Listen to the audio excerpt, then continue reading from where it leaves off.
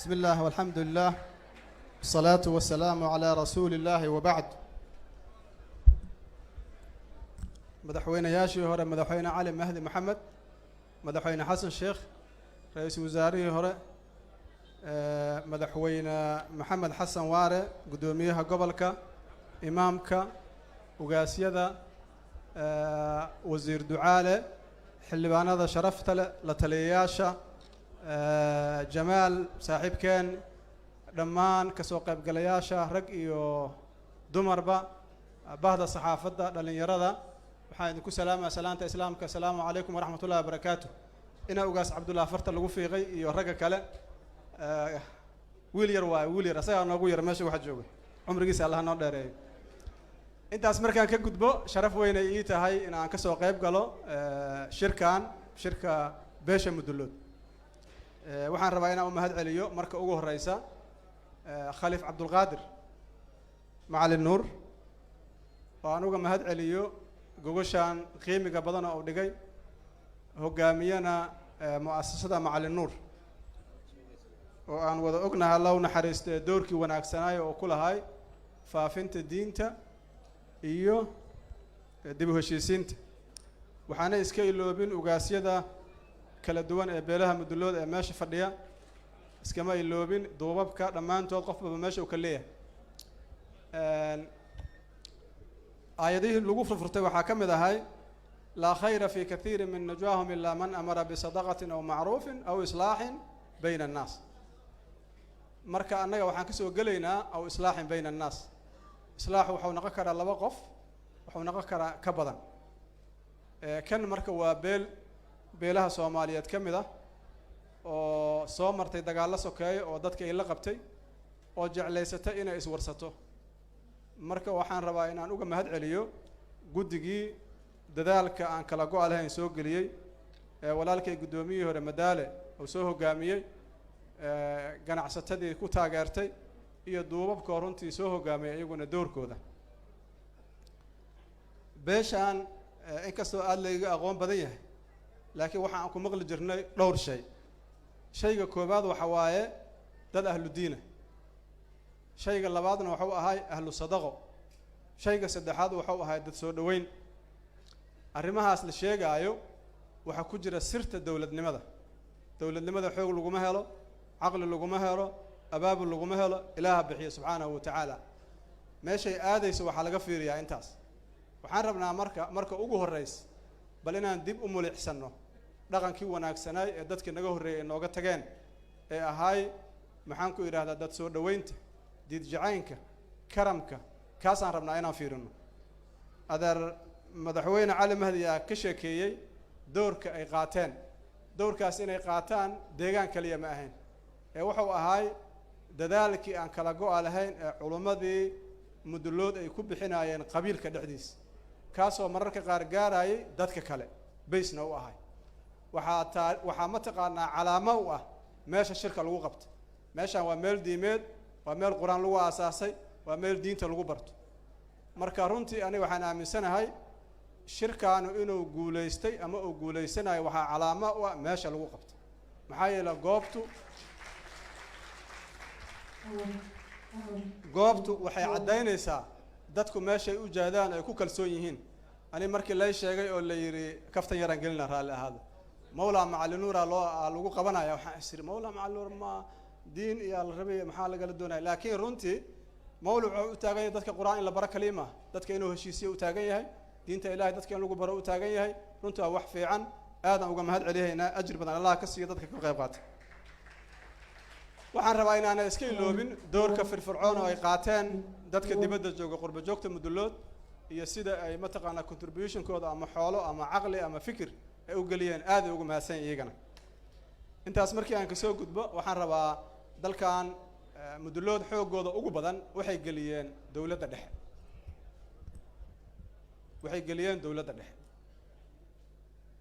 wax weynaana ka soo baxay mararka qaar waxa laga yaabaa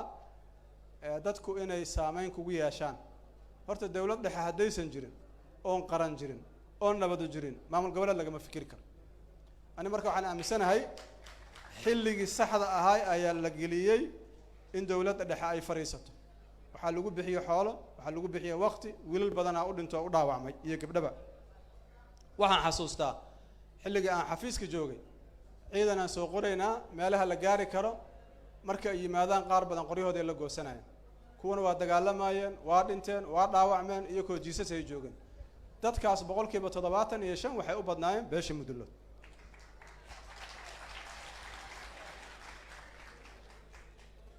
nasiib daro waxay naqatay in lagu dhibaateeyo hadda oo ay u takooran yihiin miyaa tahay Mudullood rajo ma lihid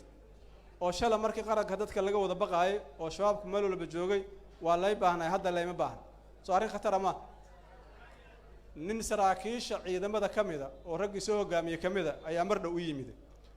waxaa idha taliyow waxaan rabaa bal tale inaa iga siiso ciidamadan see isleedahay loo hagaajiyo. wuxuu ugu yidhi ciidan ka fiican ma jiro ciidanka. see ku dhici karta?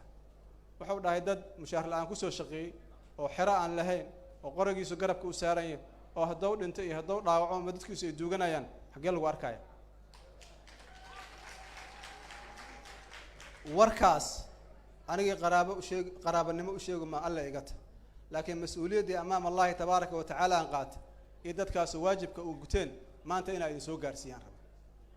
waxay u guteen si dadnimo leh, lagama xureeyeen magaalada muqdisho iyo deegaanada ku wareegsan haddaysan sidaas u dhici lahayn. wiilasha iyo gabdhaha ku jira difaacow oo beesha aan ka tirsanow dowladnimadii iyo difaacii sida u wada, kuwa kaloo Soomaaliyeed oo walaalihiina garabsada, qarannimadana inta aad ka gaarsiin kartiin gaarsiiya. haddii marka wiilka Mudullood intaas gartay, odaga Mudullood maxaa laga rabaa inuu garto? madaxweyne xasan sheekh iiga sheekiyay maalin dhaweyd, nin sargaalana waa ii sheegay, ayaan ciidanku ay gadoodeen jamaama iyo ereyadeeda yaa u tago dhaha ciidanka waa dhex fadhiistay askartii iyo wixii la socda waxay hore xagga iga taga markay eed sheegteen 95% mawir asagaaba joogo sheegi doonee aniga wuxuu noo sheegay professorka noo sheegay wuxuu dhahay nina calooshiisa furo wuxuu dhahay intaas oo qofaan ahayn 3 ila dhalataa ku jirta qaar waa dhinteen anaa ka nool dhaawacaan ahay waxaan u dagaalamaynaa xoolama ahee dulmigaan diidana. madaxweynuhu asagaa sheegi doona asoon shilinsi inuu difaacayna ku naqda ilaa hadda difaacay ku jiraan. aniga waxaan aaminsanahay sirta dowladnimadu waa taas oo jiinka Mudullood ku jirta oo ah waxa lagu faani karo. waxaan rabnaa marka marxaladda labaad inaan u gudubno. marxaladda labaad maxay tahay? dalkan muxuu u baahan yahay? dowladda u baahan yahay waa tee? waa nuucee? nabiga sallallahu alayhi wasallam waxaa jiray xilfi la yiraahdo xilf al-fuduul saaka xilf al-fuduul xilf la yiraahdo oo Quraysh dhexdeeda ka dhacay oo ay ku go'aansadeen inay dulmiga ka soo horjeestaan oo nabiga uu xaadiraa jiray oo uu yiri hadii la soo celin lahaa xilfi aan ka qayb gali lahaa ka qayb gali lahaa kaasa ka jira meesha ay laadaa waxa waaye Mudullood waxaan rabnaa dulmidiid inaan naqano.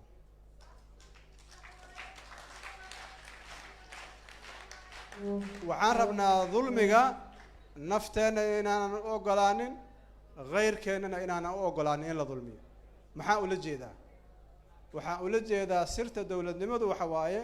qofka daciifka asoo xura oo sharaf leh inuu ku noolaa karo. daciif waxaa loola jeedaa qorama haysto,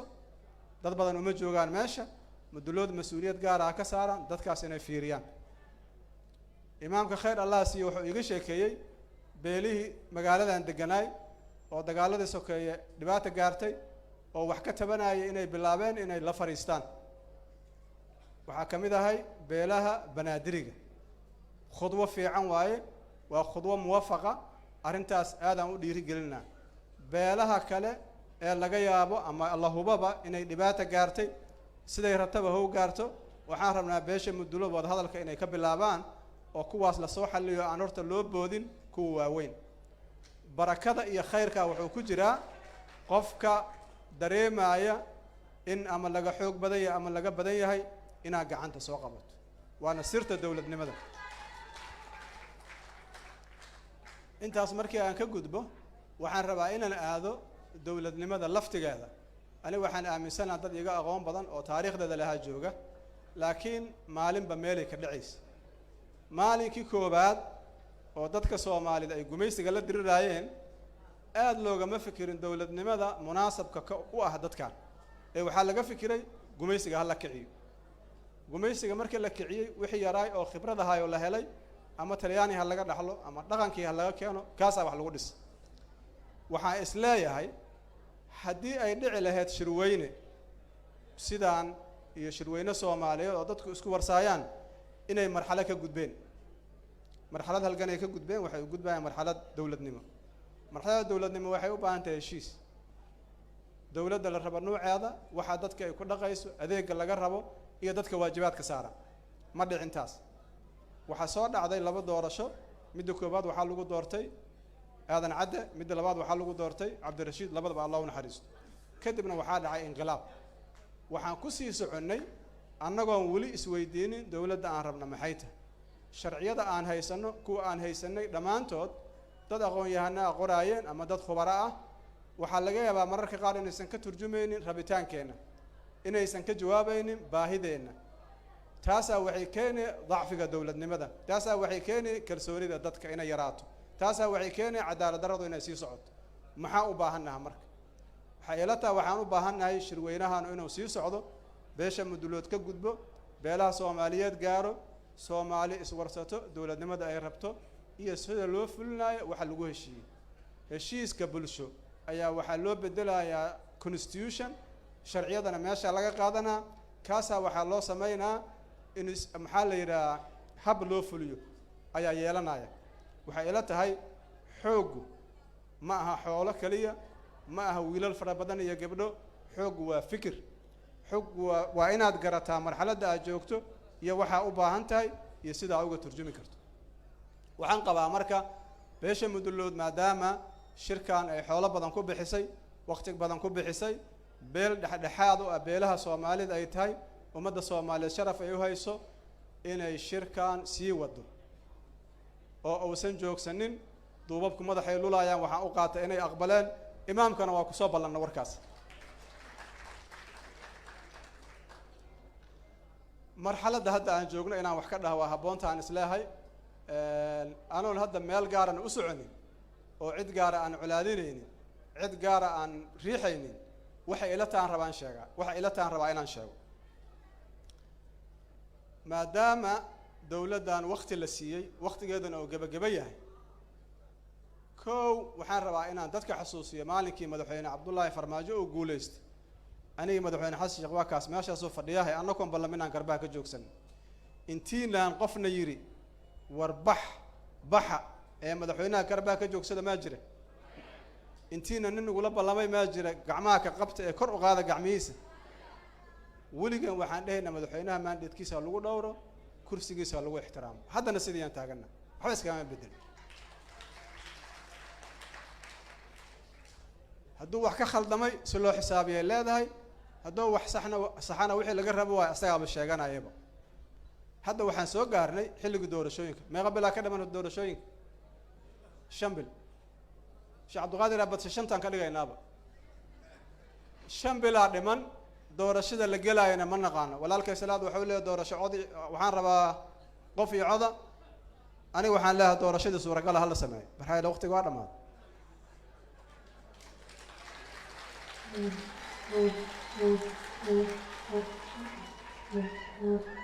sababtuna maxay tahay in doorasho waqtigeeda lagu qabo waayo ama laga heshii waayo khatara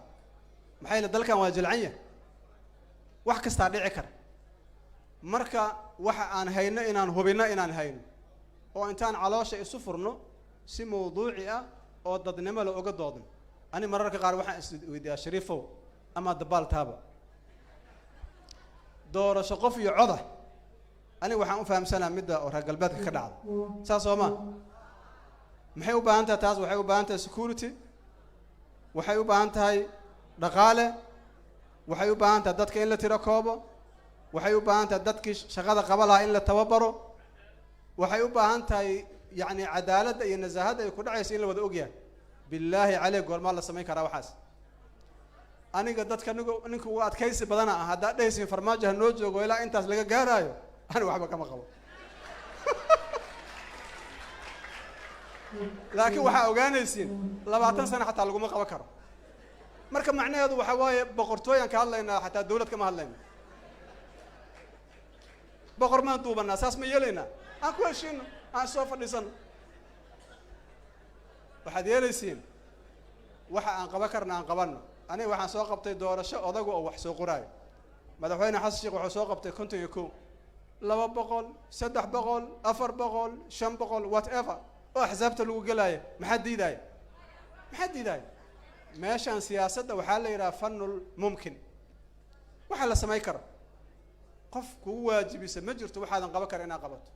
laa yukallifu llaahu nafsan ilaa wusaha qof walba ani waa jeclaa lahaa inaan gaarsiiyo dowladda doorasho one person one vote ma la dhihi jira hadda beriyahan saasaa loo baxsho one man xataa lama ogolaa leyn marka haddii ay ii gaari weyse ka warran daa'ira xafiiska waa joogaa ilaa doorasho qof iyo coda daa'ira sax ma waqtigii waa dhamaaday dadkeena u celi waayo ama waxay igu daraayaan ama waxay leeyihiin raali naga haw iska bax in marka waxay la tahay carabta waxay dhahdaan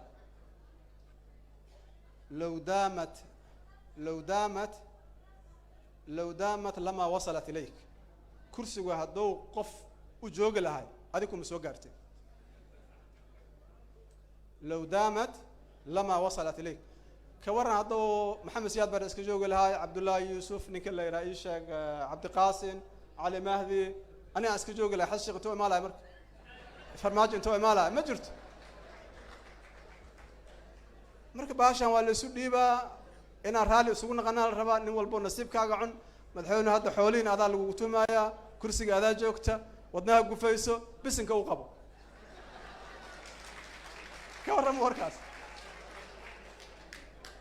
شاكا هذيك غير شاكينا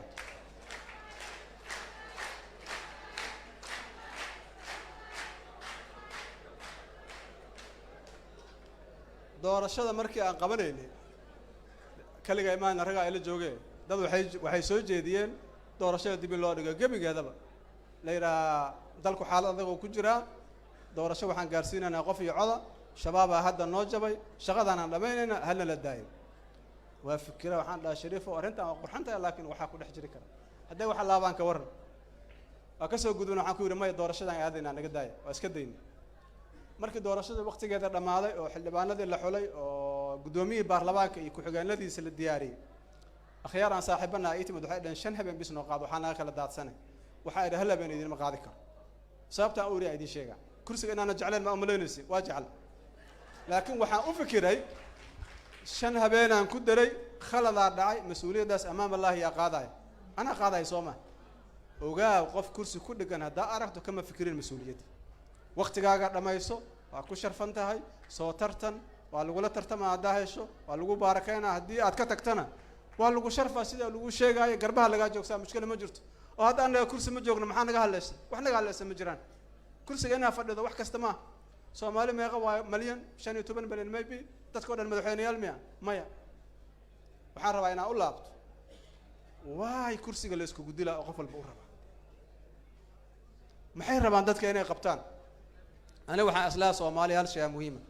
kursiga rabitaankiisa waxa ka muhiimsan mashruuc aawad maxaa wada horta maxaa rabtaa dadka inaa gaarsiiso maxaa rabtaa dadka inaa u sheegto maxay awoodaadu too aqaba kartaa dawladnimada maxaa ka fahamsanta dadkan dawladnimada ay rabaan sida u xaqiijin karta maxay laagta dalkan waxa u baahan yahay dib u heshiisiin meesha aan u socdaa meeshaas waay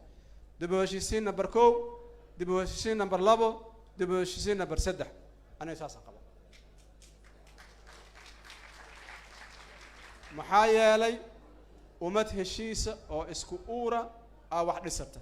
shirka mudulood meeqa bilood oo socda intaas waa la soo qarda bixinay maalin walba laba isku boodays maanta ani walaalkay salaada isalaani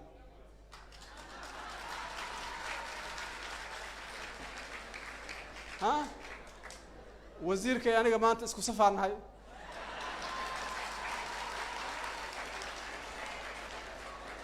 marka